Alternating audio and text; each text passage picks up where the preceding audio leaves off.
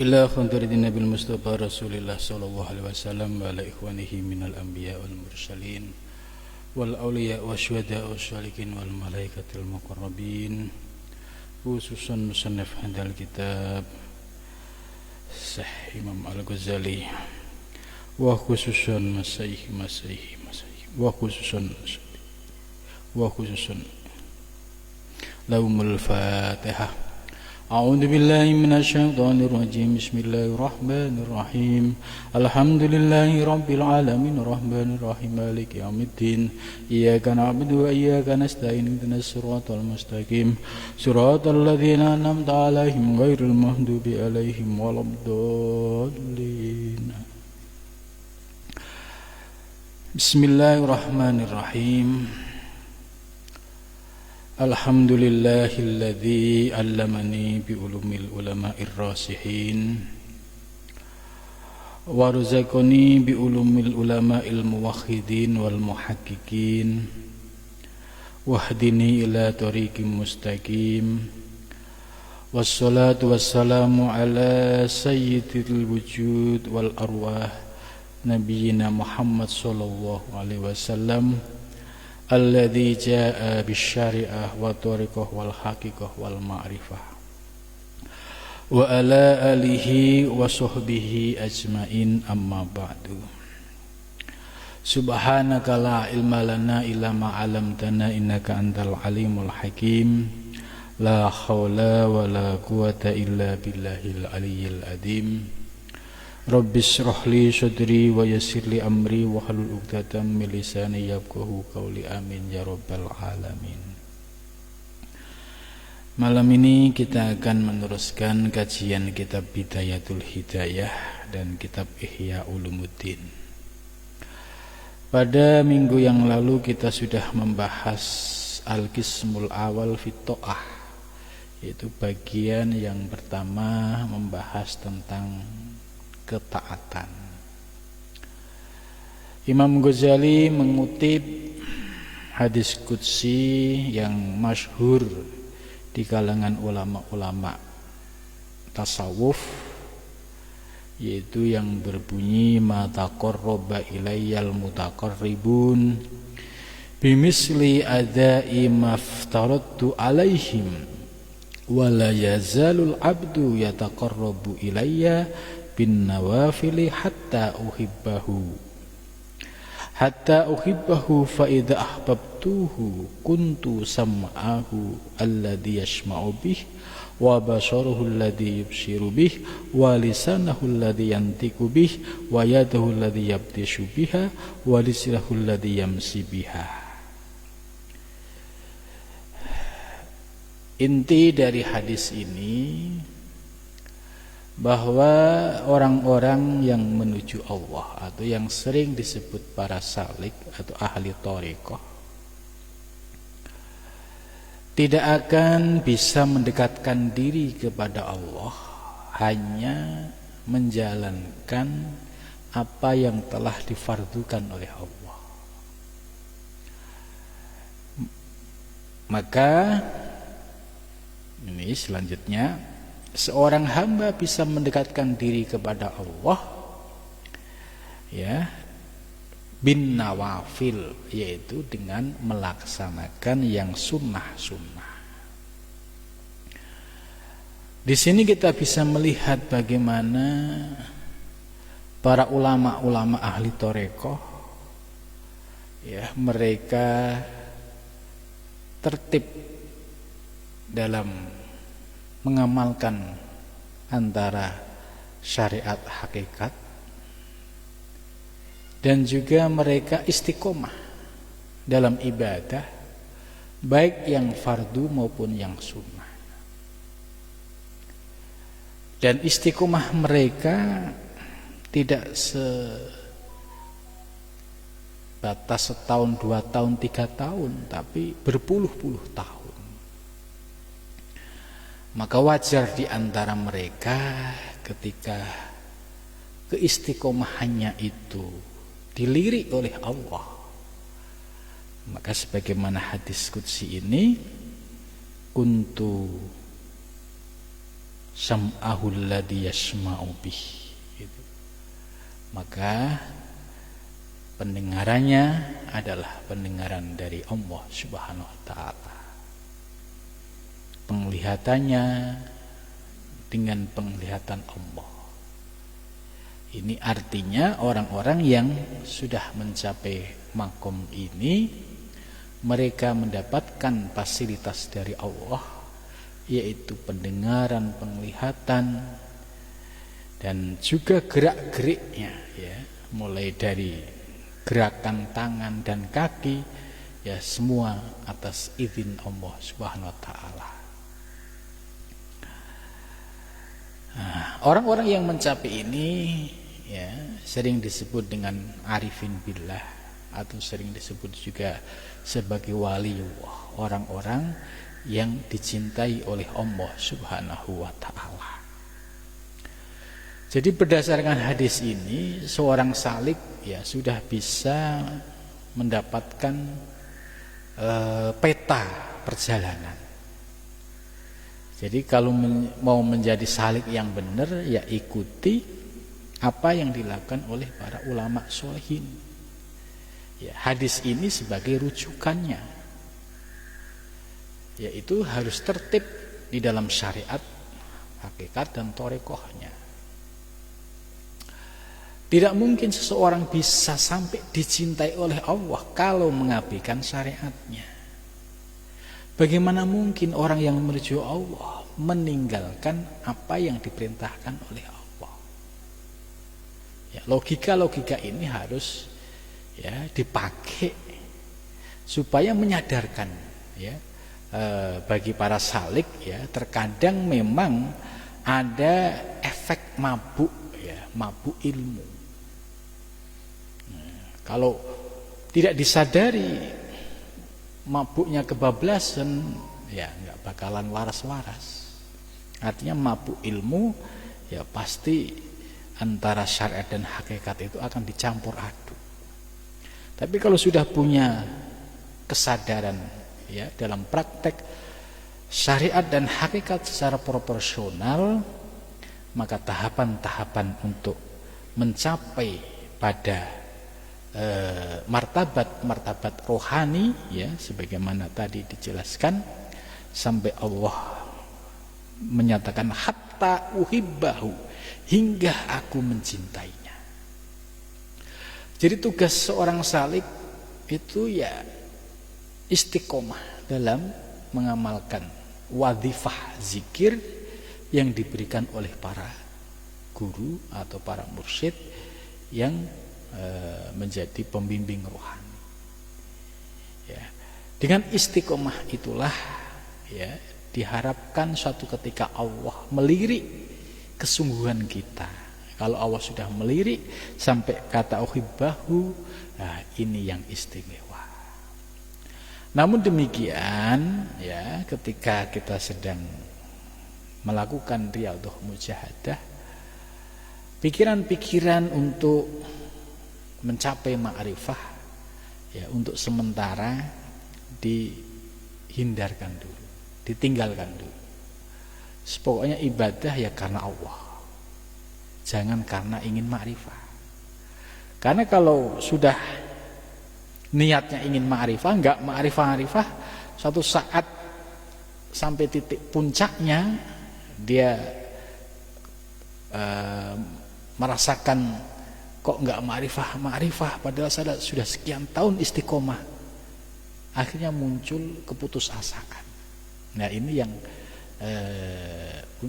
supaya tidak terjadi. Maka ketika sudah berjalan menuju Allah, ya hilangkan, ya, keinginan-keinginan yang, apalagi keinginan yang dibarengi dengan ambisi. Ya, saya target sekian tahun harus ma'rifah, gitu. Ditarget, wong ma'rifah kok ditarget, ya. Nah, ini sering kali ada seperti itu. Apalagi ada bimbingan kajian ma'rifah dalam seminggu. Ini juga, ya, agak unik juga, gitu. Ya. Bagaimana bisa semudah itu ya. Sementara para arifin billah, orang-orang soleh yang sudah diakui tingkat kesalehannya itu pun membutuhkan waktu yang cukup panjang gitu. Maka supaya kita tidak muncul kebosanan ya, sebab ya tidak menutup kemungkinan suatu saat akan muncul titik balik malas, itu ada. Kasal malal futur itu akan muncul. Nah, untuk menghindari hal itu maka niatnya perlu diluruskan ya. Memang kita menuju Allah, tapi kita tidak membuat target secara sendiri ya. Jadi artinya tidak membuat target saya harus makrifah sekian-sekian. Ya sudah, berjalanlah menuju Allah dengan didasari keikhlasan. Soal makrifah itu urusan Allah, bukan urusan kita. Maka dengan demikian kita, pikiran kita bisa santai, bisa menikmati ibadah. Ya, ini kadangkala ada godaan-godaan, apalagi ambisi untuk cepat-cepat makrifah, karena kalau sudah makrifah nanti akan nampak kesaktiannya, gitu kan? Artinya nyembur air itu manjur. Kemudian apalagi nanti kalau saya sudah makrifah banyak tamu. Godaan-godaan seperti ini akan selalu ada pada diri seorang salik. Nah, kita kembali ke pembahasan selanjutnya.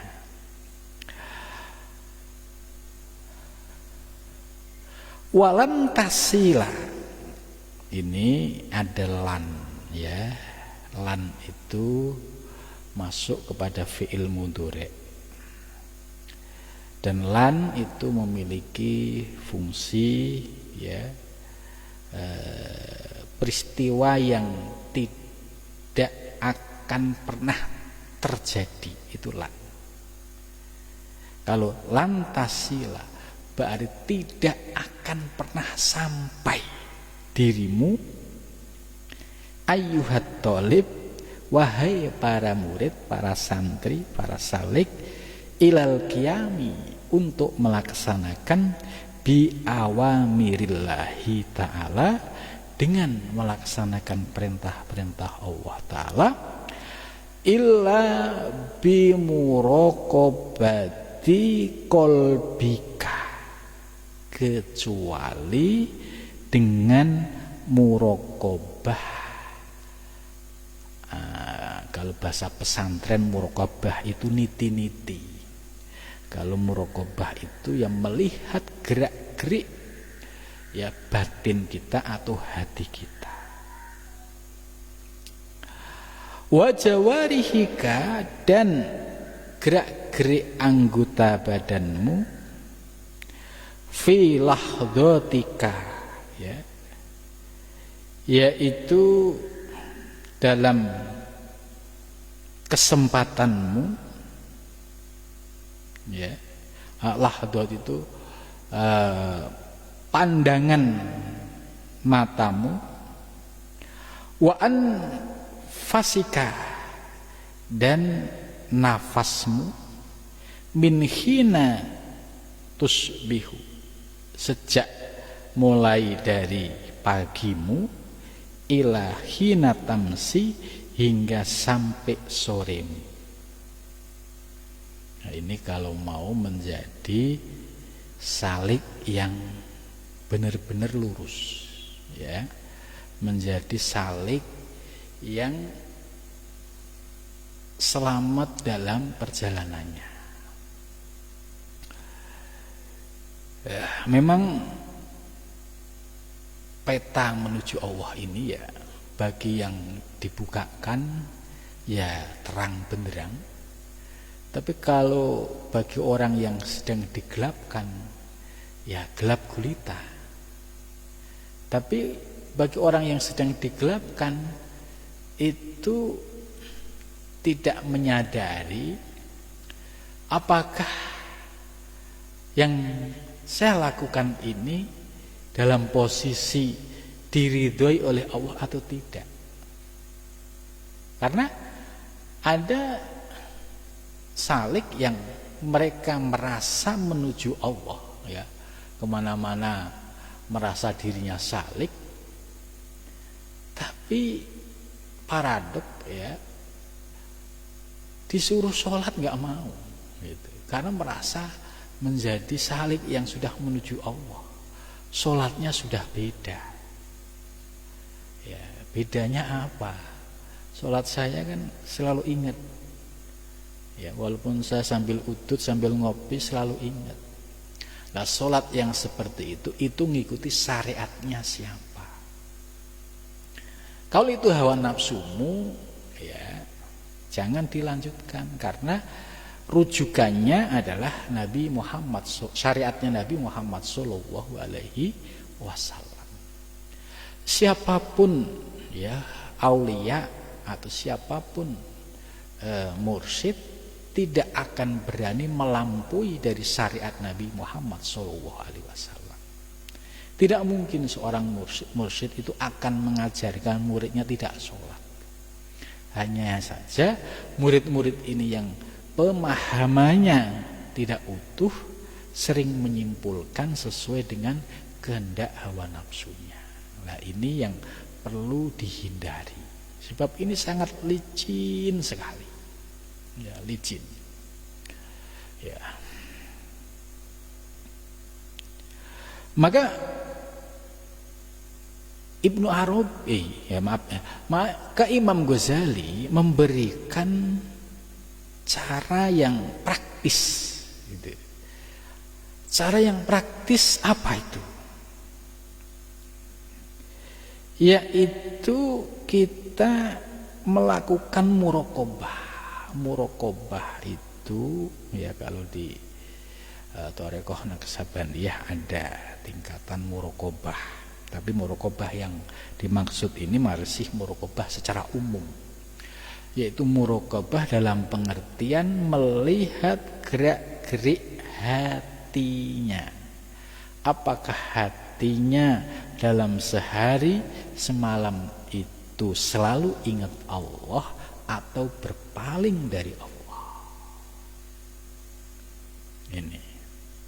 Nah, ditambah lagi Imam Ghazali menyampaikan tidak akan sampai pakai lan. Jadi tidak akan sampai perjalanan seorang salik menuju Allah kalau tidak dibarengi dengan muraqabah. Artinya dalam sehari semalam seorang salik yang benar-benar niatnya menuju Allah itu harus menyisakan waktu untuk melihat gerak-gerik batinnya, apakah dalam sehari semalam itu masih banyak lupanya atau ingatnya kepada Allah. Mungkin level kita belum sampai ini, ya. Yang paling dasar sekali, apakah dalam sehari semalam kita lebih banyak maksiatnya atau taatnya kepada Allah. Lah, kalau bisa melakukan muraqabah seperti ini, oh iya ya, tadi siang saya maksiat, mata saya maksiat, lisan saya maksiat, telinga saya maksiat. Akhirnya dengan muraqabah ketahuan aib-aib dirinya. Kemudian meminta ampun kepada Allah, membaca istighfar, ya. Makanya para salik itu, ya, selalu untuk dianjurkan baca istighfar itu karena untuk selalu mengoreksi ke dalam batiniahnya, ya. Rasulullah yang maksum itu tiap hari, ya, zikir istighfar tidak kurang dari 100. Itu Rasulullah. Lah, kalau kita yang tidak maksum, yang banyak maksiatnya, kok baca istighfar berat bang. Nah, ini artinya tergantung dari kejernihan hati kita. Kalau kita memiliki rasa haya malu dengan Rasulullah, ya, Rasulullah yang jelas maksum itu 100 kali. Kalau saya yang masih banyak dosanya, tentu bisa lebih dari itu. Ya paling enggak bisa 200 lah gitu. Atau bisa sampai 1000, bisa sampai 2000. Karena bagi seorang salih kemaksiatan sudah bukan kemaksiatan dohir lagi, tapi kemaksiatan batinnya. Bahkan tidak sebatas kemaksiatan dohir dan batin, tapi pandangan hatinya dalam sehari semalam itu ingat kepada Allah dan tidak, ini pun selalu beristighfar kepada Allah. Jadi semakin dalam beristighfar, melihat kekurangan batinnya kita, itu juga semakin kelihatan kekurangan-kekurangan kita. Lah ini yang tahu diri kita, ya. Maka kalau kita ingin melihat kekurangan aib-aib atau diri kita, biasakan tengah malam bangun baca istighfar yang dihayati, ya. Jangan istighfar hanya di bibir, tidak dihayati, kemudian lupa dengan makna istighfar gitu. Padahal istighfar ini minta ampun kepada Allah, ya, minta ampun barangkali ada dosa kepada saudara, kepada teman, kepada orang tua gitu. Ini selalu diucapkan terus. Sebab semakin lembut hati kita, semakin jernih hati kita, itu akan semakin nambah istighfar kita. Tapi beda dengan hati yang nampak sudah mulai budak gitu. Istighfar baru 3 kali sudah malas. Karena dia ibarat melihat gelas, ya, karena gelasnya itu airnya keruh, ya enggak melihat isi di dalamnya. Tapi kalau sudah mulai nampak jernih dikit-dikit, jadi kekeruhan-kekeruhan yang ada di dasar batiniah kita itu nampak, sehingga kita semakin nambah. Oh, istighfar kita 500, oh, batin masih kurang pas, nambah lagi. Itu dengan tetap berdoa, mudah-mudahan dosa dan kekhilafan yang telah dilakukan diampuni oleh Allah, kemudian dijaga seluruh anggota badan lahir dan batin dari segala kemaksiatan. Itu terus dilakukan dalam sehari-hari, ya. Ini sebagai wujud muraqabah. Kalau tidak begini, ya hati kita akan semakin mengeras. Mengeras itu rumongso paling benar, rumongso paling suci, rumongso paling taat, rumongso paling alim. Nah, kalau sudah rumongso begini, suruh istighfar melihat ke dalam diri susah berat gitu. Karena sudah ada ananiyah yang menghijabinya. Jadi muraqabah qalbi. Kemudian yang kedua muraqabah terhadap jawarih, gerak-gerik anggota badan kita. Kemudian lahdoh, apakah kita itu banyak bengongnya atau banyak ingatnya kepada Allah.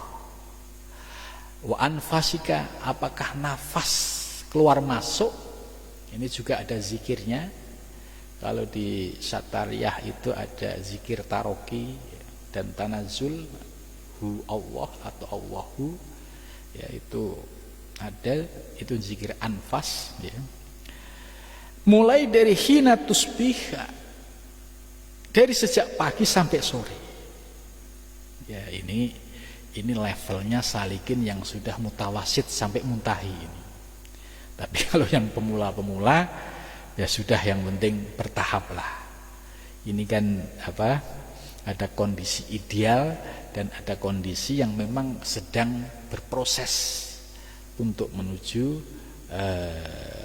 dari mubtadi pemula menjadi mutawasid. Karena orang yang sudah muraqabah qalbik jawarik fil ahdhik wa anfasika, ini ya benar-benar seorang ahli thariqah yang sudah istiqomah zikirnya. Sehingga ketika membaca teks ayat kitab ini itu sudah bisa merasakan tahapan-tahapan itu.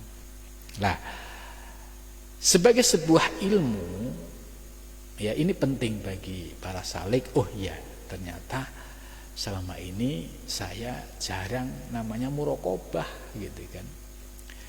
Jadi bedanya muhasabah dengan muraqabah itu terletak pada aspek objek yang menjadi bahan melihat ke dalam diri. Kalau muhasabah itu melihat pada kesalahan-kesalahan, ya, pada maksiat-maksiat lahir.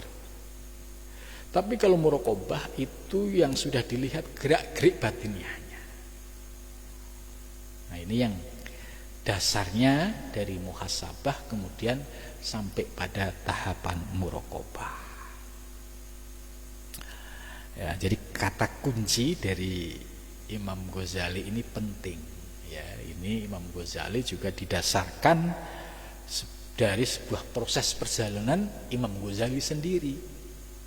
Jadi tidak akan sampai wahai para salik, para murid, untuk bisa menjalankan perintah Allah dengan baik kecuali dengan muraqabah terhadap hatimu, kemudian gerak-gerikmu, lintasanmu, nafasmu dari pagi sampai sore. Ya, ini paling tidak kita sudah tahu. Oh ya, berarti saya harus meluangkan waktu ya untuk melakukan muraqabah ini. Artinya untuk melihat ke dalam diri, kemudian mana kekurangan-kekurangan ya dalam diri kita dalam sehari semalam ini. Dan juga perlu diistiqomahkan wadifah-wadifah yang sudah kita peroleh dari guru. Kalau wadifah-wadifah zikir itu sudah kita amalkan dengan istiqomah, pasti ya akan memberikan efek cahaya yang bisa menerangi perjalanan seorang salik dalam menuju Allah Subhanahu wa taala. Fa'lam, ya, selanjutnya. Fa'lam, maka ketahuilah annallaha, sesungguhnya Allah muttali'un. Ya, jadi fa'lam, ketahuilah hai para salik, hai para ahli tarik, anallaha, sesungguhnya Allah Ta'ala maha tinggi, muttali'un, itu melihat, menyaksikan, ala dhamirika, atas segala sesuatu yang kamu sembunyikan. Jadi apa yang kamu sembunyikan Allah tahu. Ya. Wa musyrifun ainadhirun, Allah juga melihat ala dohirika, atas gerak-gerik fisikmu, wa batinika, dan batin. Ini kalau kita terus mengamalkan ini saja ya, tiap hari melihat ke dalam diri terus, ini akhirnya kelihatan kekurangan-kekurangan kita. Wa muhitun, dan meliputi bijami'i lahadhatika, dan Allah itu meliputi seluruh lahadhatika, yaitu gerak-gerikmu.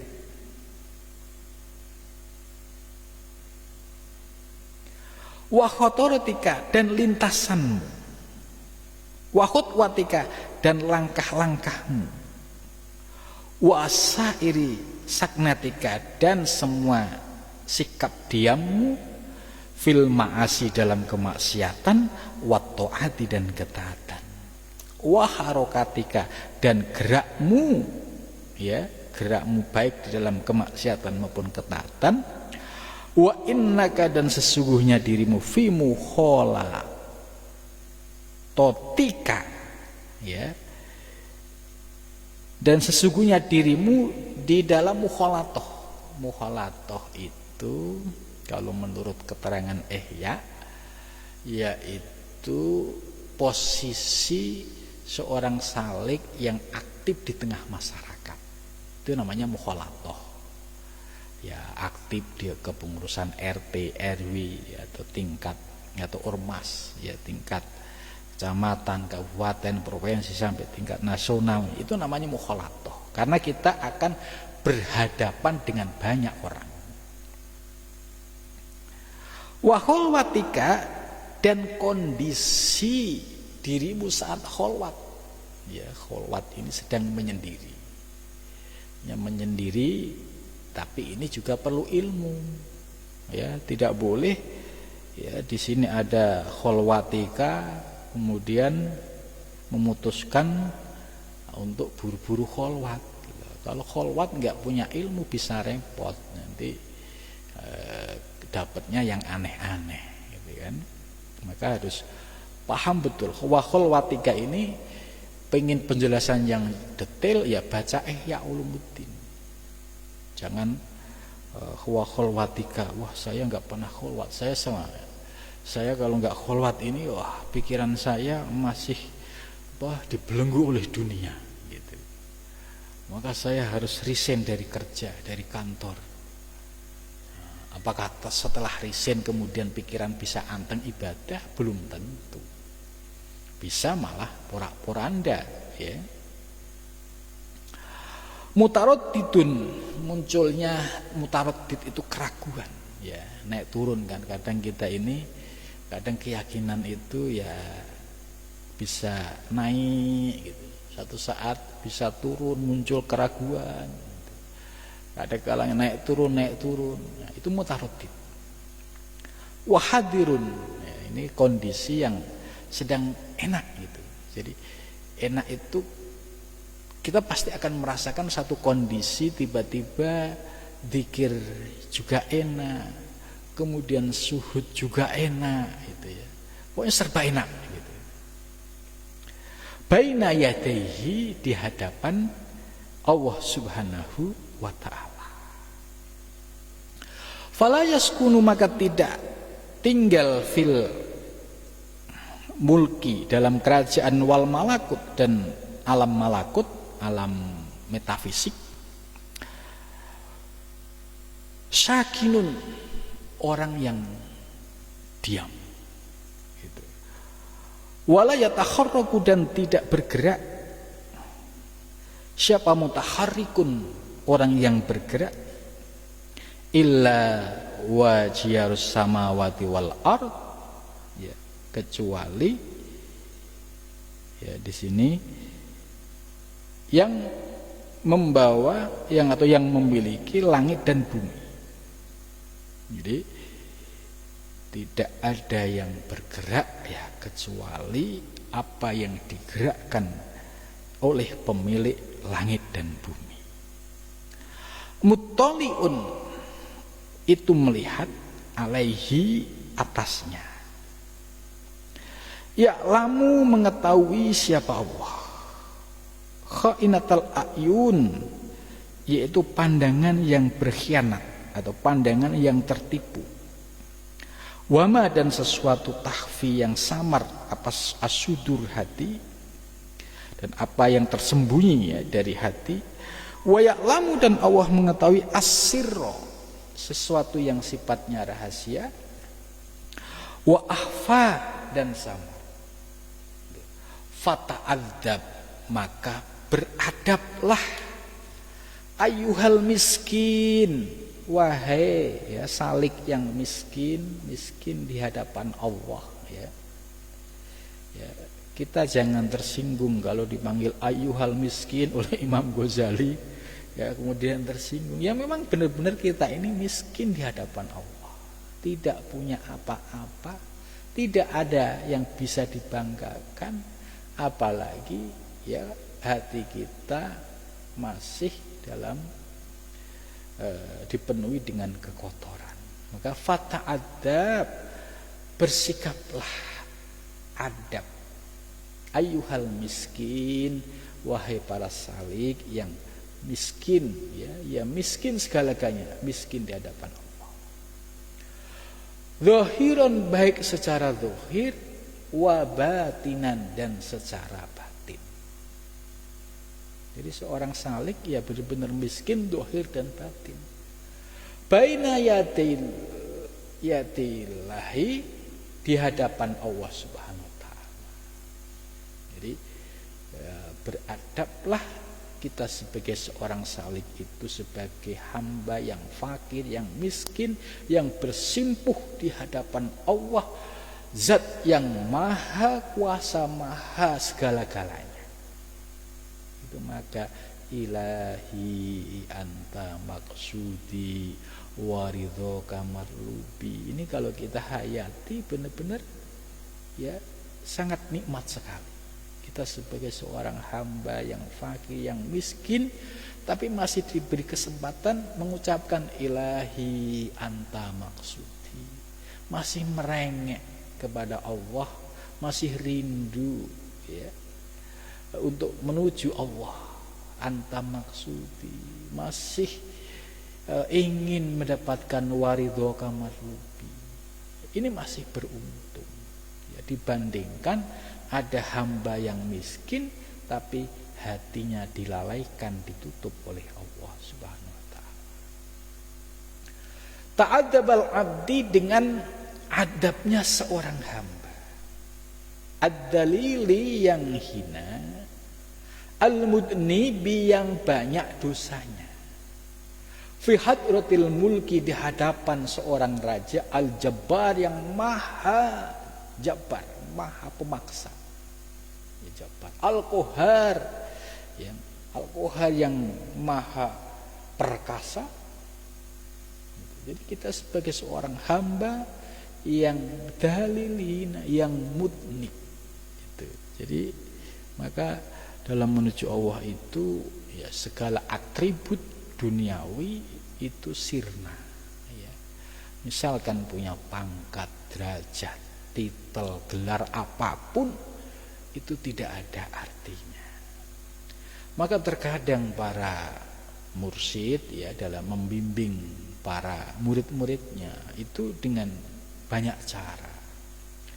Ini ada kisah ya, seorang murid ya, beliau profesor, doktor ya. Beliau ingin baiat kepada seorang mursyid. Hari pertama seharian penuh tidak ditemui.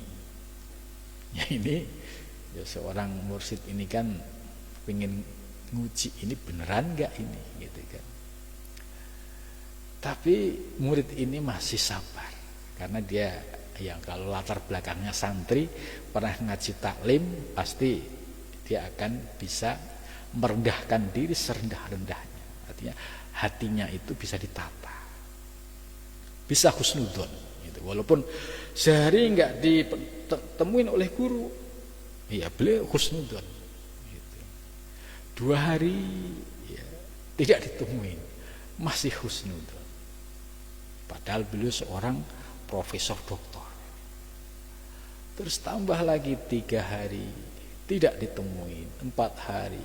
Nah, ini kalau orang yang masih punya ego, ya saya ini profesor, saya ini doktor, masa sowan nggak ditemuin? Padahal niat saya baik, pengen ya, menjadi muridnya, tapi kok ditelantarin? Ini sudah suudon gitu. Sampai akhirnya 7 hari baru ditemuin.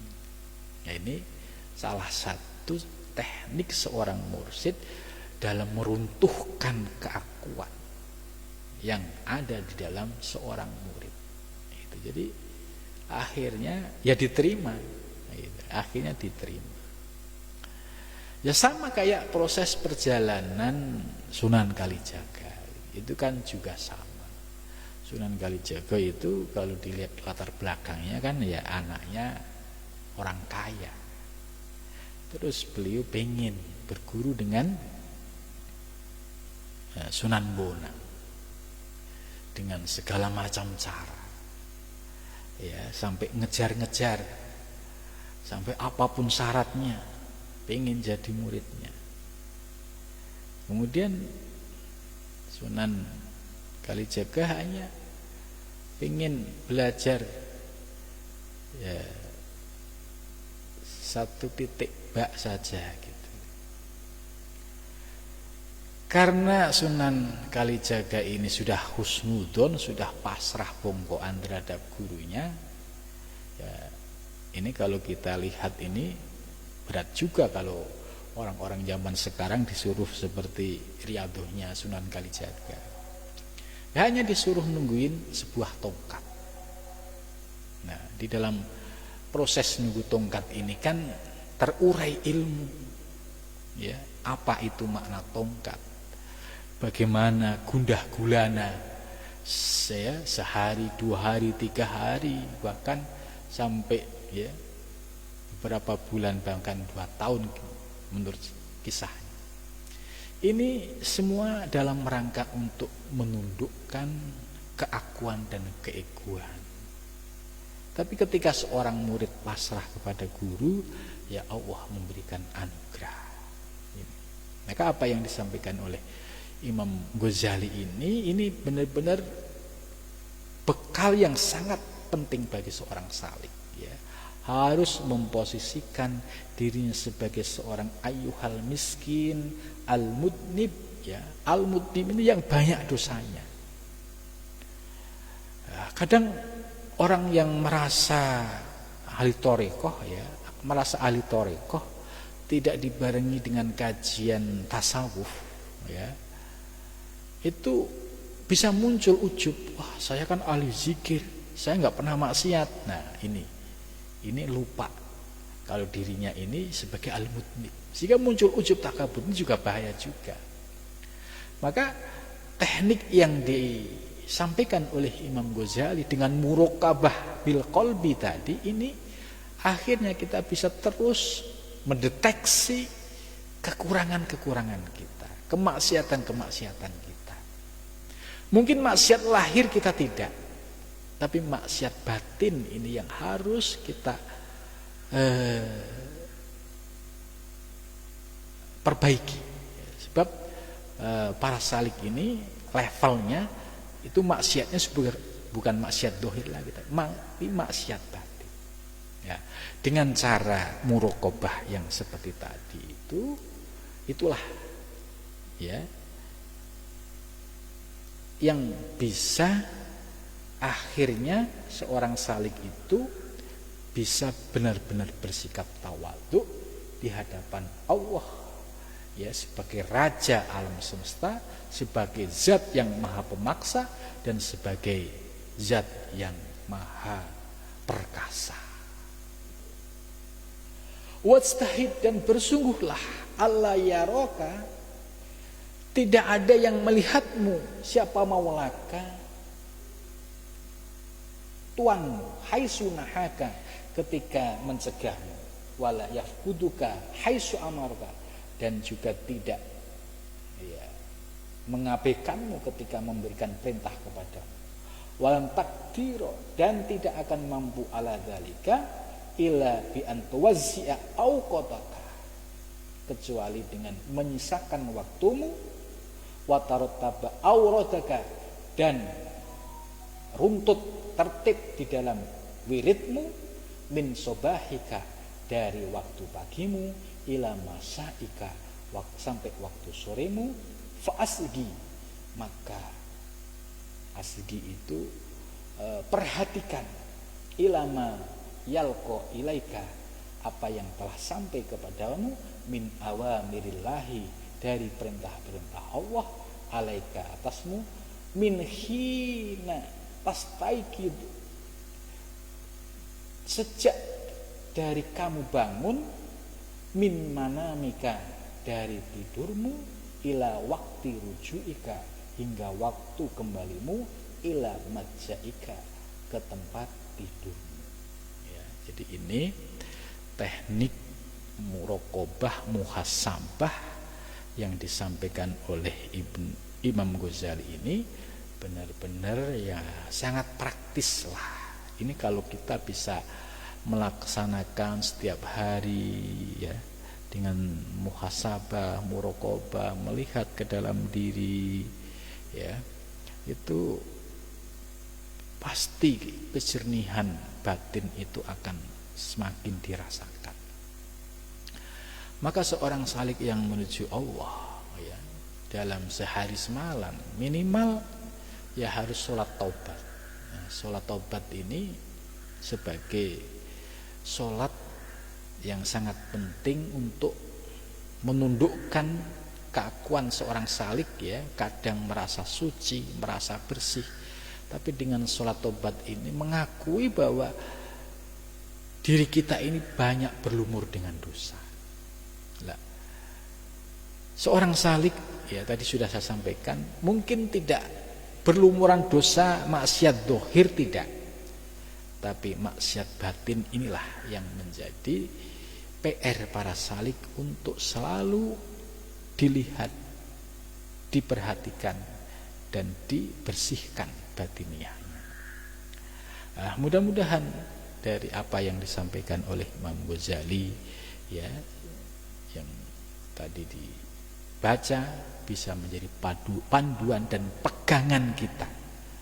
Ya, pegangan kita untuk menuju Allah Subhanahu wa taala. Ya, panduan ini ya cocok, relevan bagi semua orang-orang yang menuju Allah. Karena dengan cara seperti ini target untuk membersihkan kotoran lahir dan batin itu akan senantiasa dapat dilaksanakan dalam kehidupan sehari-hari dan secara terus-menerus istiqomah ya. Sehingga dengan cara seperti inilah sampai akhirnya kita ya menjadi pribadi yang terus merasa sebagai seorang hamba yang hina, yang mudnib. Karena ini yang bisa menundukkan kita untuk menjadi pribadi yang bersikap tawadhu.